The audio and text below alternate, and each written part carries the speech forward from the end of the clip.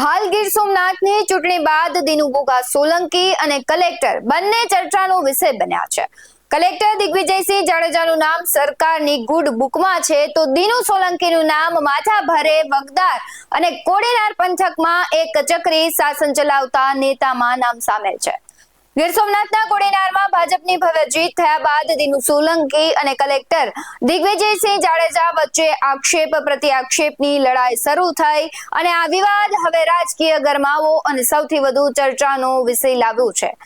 નમસ્કાર, આપની સાથે હું ભગવતી વિશાવડિયા। વિગતે વાત કરું તો ચૂંટણીમાં જીત બાદ દિનુ બોગા સોલંકીએ જાહેર સભામાં કલેક્ટર વિરુદ્ધ ભ્રષ્ટાચારના આરોપ લગાવ્યા। ત્યારબાદ તેમણે રાજકોટ ખાતે પ્રેસ કોન્ફરન્સ કરી અને રાજકોટમાં કલેક્ટર દિગ્વિજયસિંહનું 20 કરોડનું ગેરકાયદે ફાર્મ હાઉસ હોવાના આક્ષેપો કર્યા છે।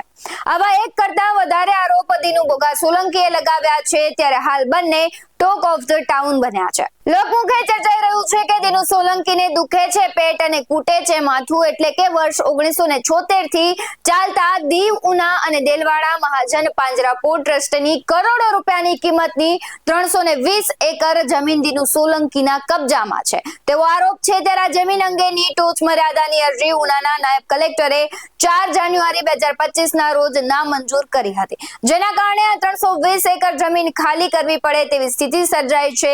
આ જમીન કોડીનારના અરઠિયા, નગડલા અને ઉનામાં આવેલી છે। બીજી જ બાજુ દિગ્વિજયસિંહ જાડેજા કહે છે કે હું જવાબદાર હોદ્દા પર છું, મારે આમાં કંઈ બોલવાનું ન હોય, સરકારી કામ નિયમ મુજબ કર્યા હોય અને તેમને ન ગમતું હોય એટલે તે બોલે છે। એટલે તેમનું કહેવું છે કે તેમને આ વિવાદમાં રસ નથી, તેમને કામમાં રસ છે, જ્યારે દિનુ બોગા સોલંકીની જમીનમાં તેમને રસ છે। તેમાં દિગ્વિજયસિંહ જે જાડેજા છે તે પોતાનું કામ કરી રહ્યા છે, એટલે ક્યાંક ને ક્યાંક આ ટોપિક છે તે હોટ ટોપિક બન્યો છે। દિનુ સોલંકીએ કલેક્ટર પર લગાવેલા આરોપો બાદ ભાજપમાં જ ફાટા પડ્યા છે। કોડીનાર અને ગીર સોમનાથ જિલ્લાના ભાજપના નેતાઓને દિનુ સોલંકીનો વિરોધ કરવો પડ્યો અને કલેક્ટરની કામગીરીને તે લોકો બિરદાવી રહ્યા છે। પૂર્વ સંસદીય સચિવ જેઠા સોલંકીએ વડાપ્રધાન મોદીને પત્ર લખીને દિનુ સોલંકી પોતાનો અહમ સંતોષવા માટે જિલ્લા કલેક્ટર દિગ્વિજયસિંહ સામે આરોપ લગાવતા હોવાનું કહ્યું છે। સાથે જ દિનુ સોલંકીએ પાંજરાપોળની કરોડો રૂપિયાની જમીન પચાવી પાડી હતી, તેને ખાલી કરવા માટે હુકમ કરાયો હોવાથી તેઓ રઘવાયા થવા હોવાનું પણ કહ્યું છે। માજી ધારાસભ્ય જેઠાભાઈ સોલંકી શું કહી રહ્યા છે, સૌથી પહેલા તે સાંભળીએ। મારું નામ જેઠાભાઈ દાનાભાઈ સોલંકી, તાલુકો કોડીનાર, જિલ્લો ગીર સોમનાથ અને અરણેજ ગામનો વતની છું અને પૂર્વ ધારાસભ્ય છું, ભારતીય જનતા પક્ષનો અને સંસદીય સચિવ છું। પત્ર તો મેં એટલા માટે લખ્યો છે જે હાલમાં મારી પાસે અહીંયા છે। પત્ર મેં આજે થોડા સમય પહેલાં કલેક્ટર અને ભાઈ દિનુભાઈ પૂર્વ સાંસદ વિશે જે કંઈ વેમનસ્ય ઊભું થયું છે એના કારણે જે કંઈ બોલતા હતા, એટલે અમને એવું લાગ્યું કે આ જિલ્લા ગીર સોમનાથ જિલ્લામાં અત્યાર સુધીમાં મારા 40 વર્ષના જાહેર જીવનમાં આવો કોઈ અધિકારી સરકાર તરફી અને સરકારને યશ અપાવતો હોય એવો કોઈ અધિકારી જો મેં જોયો હોય તો એમાં જાડેજા સાહેબ આવે છે, કલેક્ટર શ્રી ગીર સોમનાથ। અને એવા સુંદર સરસ કામ કરનારા માણસને બદનામ કરવા માટેના જે વાણી વિલાસ જે કરે છે એ જોઈને મને એમ લાગ્યું કે સરકાર શ્રી આ દેશના આદરણીય વડાપ્રધાન મારા પૂજનીય છે અને આ ગુજરાતના મુખ્યમંત્રી ભાઈ શ્રી ભૂપેન્દ્રભાઈ પટેલને મેં નમ્ર વિનંતી કરું છું કે આવા અધિકારીને થાય એટલું સારું કામ કરે છે એટલા માટે એને બળ પૂરું પાડજો, એને નુકસાન ન થાય એ જોજો।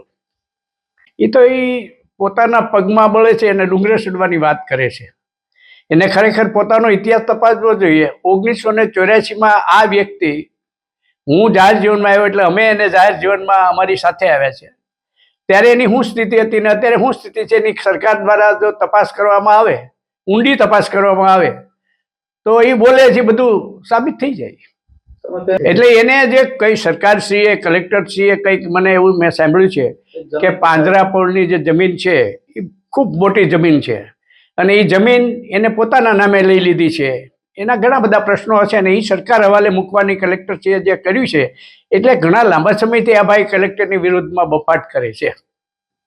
મેં પત્ર લખ્યો છે દેશના આદરણીય મહોદય નરેન્દ્રભાઈ મોદીને અને કોપી મેં ગુજરાત રાજ્યના મુખ્યમંત્રીને આપ્યો છે। એમાં મેં મારી સત્ય તમામ હકીકતો એ પત્રમાં મેં રજૂ કરી છે, એ પત્ર હું આપને આપું છું। વ્યક્તિગત સ્વાર્થ જ, કોઈ પ્રજાના પ્રશ્નો માટે નહીં. પ્રજાને તો અહીંયા આવા અધિકારીઓને કબજામાં રાખીને અધિકારીઓને બેહાલ કરી નાખ્યા છે, નાના નાના વેપારીઓને બેહાલ કરી નાખ્યા છે. કોડીનાર તાલુકામાં સારો માણસ અત્યારે વેપાર કરવા માટે તૈયાર નથી, તાલુકો છોડીને બીજી જગ્યાએ સ્થળાંતર કરવા માટે બધા લોકો નીકળી પડ્યા છે. મેં આક્ષેપ કર્યો નથી, સત્ય હકીકત રજૂ કરી છે. એ તો મેં એટલા માટે આક્ષેપ નહીં, મારી સત્ય હકીકત રજૂ એટલા માટે કરી છે કે મારી હયાતીમાં ઘણા બધા અધિકારીઓને ધમકાવ્યા છે, ડરાવ્યા છે, ને એને જાહેર જીવનમાં તમે તપાસ કરો ને તો તમને ઘણી બધી વિગતો મળશે. તમે કલેક્ટરને સમર્થન કરશો? વ્યાસ કલેક્ટર સારો માણસ છે અને સમર્થન કરવા, આવા અધિકારીઓને સમર્થન કરવા માટે અમારી સંપૂર્ણ તૈયારી છે. એ તો એમની માનસિકતા છે, પૂર્વ સાંસદ દિનુભાઈ સોલંકીની માનસિકતા છે. તે વખતે ક્યાં ગયા હતા ભાઈ? તે વખતે કેમ એની આડા ન આવ્યા કે ભાઈ આ શું કામ પાડો છો? ગરીબ માણસનું રહેવાનું ઠાણ છે, એ ક્યાં જશે? એવું કહેવા તો કોઈ દી આવ્યા નથી. આ તો પોતા ઉપર જ્યારે ઘા આવ્યો છે એટલે પછી ભાઈ ઉપડી પીડ્યા છે.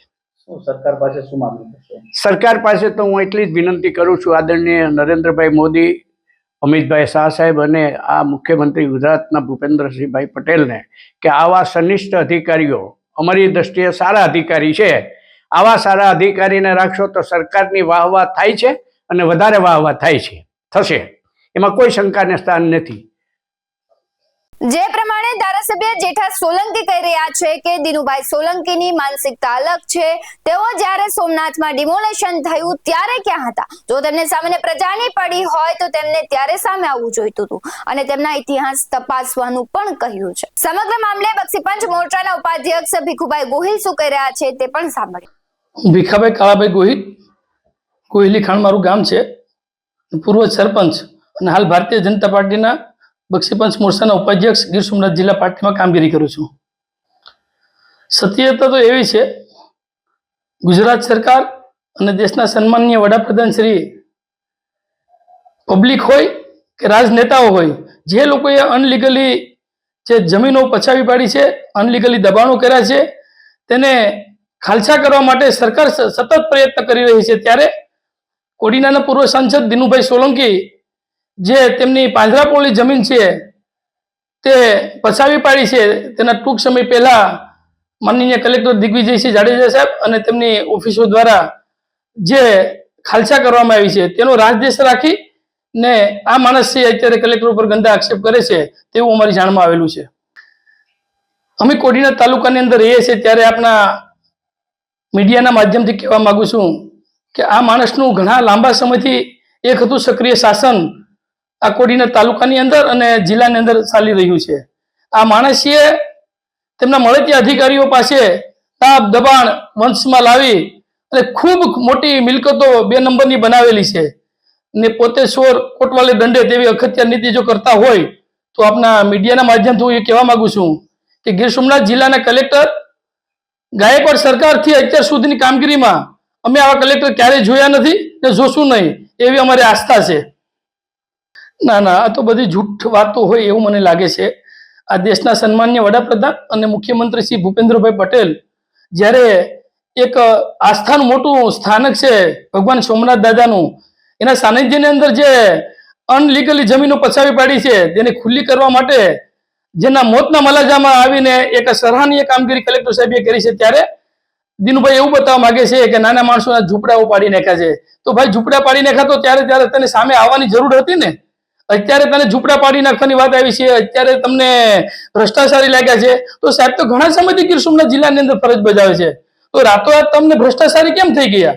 આ તો માત્ર ને માત્ર પોતાના વ્યક્તિગત ઘર ઉપર ઘા આવ્યો છે એટલે કલેક્ટરને બદનામ કરે છે તેવી અમારું માનવું છે. કારણ કે પોતાની મિલકત ખાલસા કરી છે, એ કરોડો રૂપિયાની જમીનની અંદર અહીંયા અનલીગલી રીતે આંબાઓ નાખી અને પસાવી પડી છે, જેમાં સરકારની લાખ છે ને એમાં સરાહનીય કામગીરી કલેક્ટર સાહેબ કરે છે, જેની વ્યથાથી આ માણસ આકડો બાકડો થયો છે. આ દેશની અંદર વ્યક્તિએ પોતાના હક માટે લડવું એનો સ્વતંત્ર અધિકાર છે, એમાં આપણે ના ન પાડી શકીએ. તો પૂર્વ સાંસદ કોઈના પર આંગળી એક સિંધતા પહેલા પોતાના સામે કેટલી આંગળી છે એ વિચારી લેવું જોઈએ. આ કોડીનારના પૂર્વ ધારાસભ્ય અને જુનાગઢના પૂર્વ સાંસદ દિનુભાઈ બોગાભાઈ સોલંકી દ્વારા કેટલી 2 નંબરની સંપત્તિ બનાવી છે. આજે જ એક સવારની અંદર પોતાની રાજમોતી ટ્રાન્સપોર્ટ નામની વર્ષોથી પેઢી હાલતી હતી, તેના ઘર ઉપર રેલો આવ્યો એટલે એને આંગણવાડીનો બોર્ડ મારી અને તેના મળે ત્યાં માણસોને આડાસુ ઉડાવી દીધા હતા. આજે એક સરાહનીય કામગીરી કરી છે અને તેને જમીન દોસ્ત કરી છે. જ્યારે આ તો એક સામાન્ય ઉદાહરણ રૂપ છે. તો સન્માનીય કલેક્ટર સાહેબને હજી વિનંતી કરું છું કે સરકારને હજી વિશેષ માહિતી આપો. મારા ગોહિલીખાન ગામની અંદર સ્ટાફેનો શોરૂમ છે, એની પર તપાસ કરો તો ખ્યાલ આવશે કે સાર્વજનિક પ્લોટની અંદર છે કે પ્લોટની અંદર છે. એટલું જ નહીં, કરવાસણની ગૌસરની જમીનમાં ખૂબ મોટા પાયે ખનિજ કાઢેલું છે. તેની બાજુમાં જ જમીન આવેલી છે, પેટ્રોલ પંપ છે, તેની પાછળ કેટલી માલિકીની જમીન છે અને કેટલી સરકારી જમીનો કુંડેલી છે, જેમાં મૂળ દ્વારકા હોય, વેલણ માઢોળ કોટડા હોય, અરીઠિયા હોય, હરમડિયા હોય, કડોદરા હોય કે અન્ય જગ્યાએ હોય. અમે એક વિશેષ બધીની માહિતી ભેગી કરી અને ગીર સોમનાથ કલેક્ટરના માધ્યમ દ્વારા અમે સરકારને એક આવેદનપત્ર આપવા માંગીએ છીએ કે પોતે કલેક્ટર સાહેબના ઉપર બદનક્ષીના આક્ષેપ કરતો હોય તો આ ભાઈ કેટલો દૂધે ધોયેલો છે તો તેની તપાસ કરવામાં આવે તો ખ્યાલ આવશે કે કેવડો મોટો ભ્રષ્ટાચારી છે. અમને એવું લાગે છે કે પોતાના અંગત વ્યક્તિગત સ્વાર્થ ખાતર સારા અને સજ્જન કલેક્ટર હોય, જેમની વાતને ઠોકરાવેલી હોય, તો તેને બે બુનિયાદ પોતે વાતો કરી અને કલેક્ટર સાહેબને બદનામ કરવા નીકળ્યા હોય તેવું અમને માલુમ પડેલ છે. અમે કરીએ છીએ ને કરતા રહેશું. કોઈ કલેક્ટરના સગાવાદ અમે નથી. હું કારડિયા રાજપૂત સમાજનો દીકરો છું ને દિનુ બોગા પૂર્વ સાંસદ જે લડે છે એ પણ કારડિયા રાજપૂત સમાજના છે. આ તાલુકાની અંદર ના જિલ્લાની અંદર સામાન્ય માણસો રોજી રોટી ઉપર કામ કરતા હોય તેને ખૂબ કસડી નાખ્યા છે અને આ માણસે વહીવટી તંત્રનો ગેરઉપયોગ કરી ને આ માણસ તાલુકાની અંદર ખૂબ ડરાવી ધમધમકી મારી ને પોતાનું એક હતું શાસન હેલેવું છે. ત્યારે હું ફરી વખત દેશના સન્માનીય વડાપ્રધાન અને ભૂપેન્દ્રભાઈ પટેલને બે હાથ જોડીને વિનંતી કરવા માંગુ છું કે આ જે કલેક્ટર સાહેબ જે કામગીરી કરે છે એ ખૂબ સારી કરે છે, તેમને સપોર્ટ આપો. ને આવા જે કોઈ પણ રાજનેતા હોય કે પબ્લિક હોય જે લોકો અનલીગલી ગૌસરો કે દબાણો કર્યા હોય એને તાત્કાલિક દૂર કરાવો.